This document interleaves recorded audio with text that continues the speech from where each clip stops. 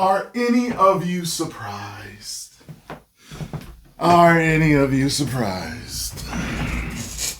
Tulsi Gabbard exposes U.S. Global Biolab program.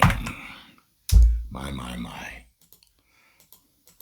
After months of searching through intelligence community holdings and files, today I'm releasing new evidence of long-standing U.S. government funding of more than 120 biolabs in over 30 countries. Now, these biolabs include labs in places like Ukraine, which could be at risk of compromise due to the ongoing Russia-Ukraine war. In fact, I can't believe they're still over there fighting. I cannot believe they're still going. What's the longest war in history? I should look that up right now. Because I know they span years. Let's see here. What is the longest war in history? According to Nibble, the Reconquista is the longest war in history, lasting roughly 770 to 781 years across the Iberian Peninsula.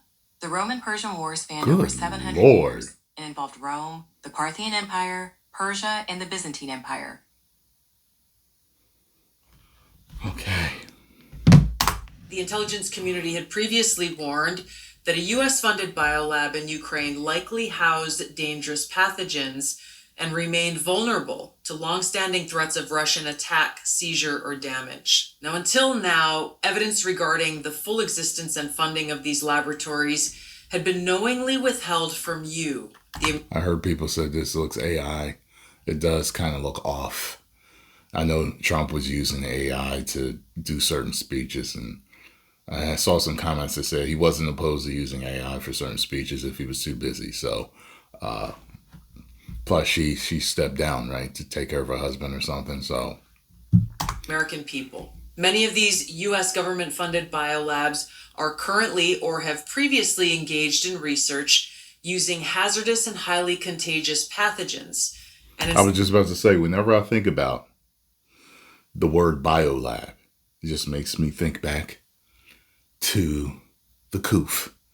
And it makes me think about just that whole thing, the lab over in Wuhan and all this other stuff. So every time I hear biolab, I'm like, you know what I'm saying?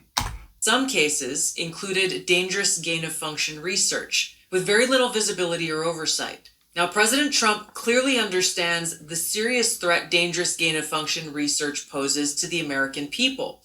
And this is why he took decisive action over a year ago. On May 25th, 2025, he signed an executive order to end federal funding of gain-of-function research around the world. Here at ODNI, I issued new guidance to the intelligence community directing increased collection on these laboratories and facilities overseas. And we're already seeing the results of this increased collection.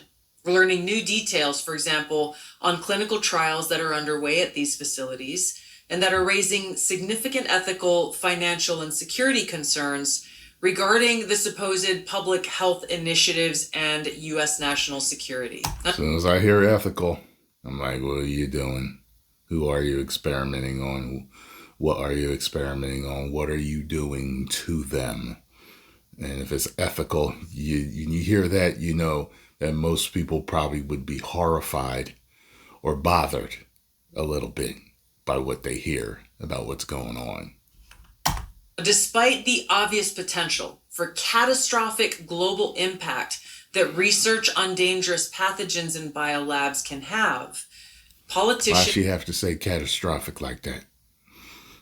So-called health professionals like Dr. Fauci, as well as entities within the Biden administration's national security team, lied repeatedly to the American people about the existence of U.S.-funded and supported biolabs.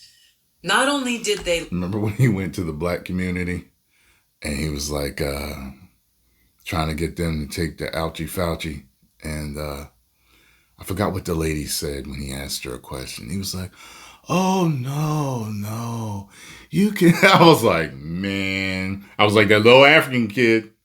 I was like, shoot. Lie. Ain't gonna be me. Threatened those who attempted to expose the truth. So this release today breaks new ground.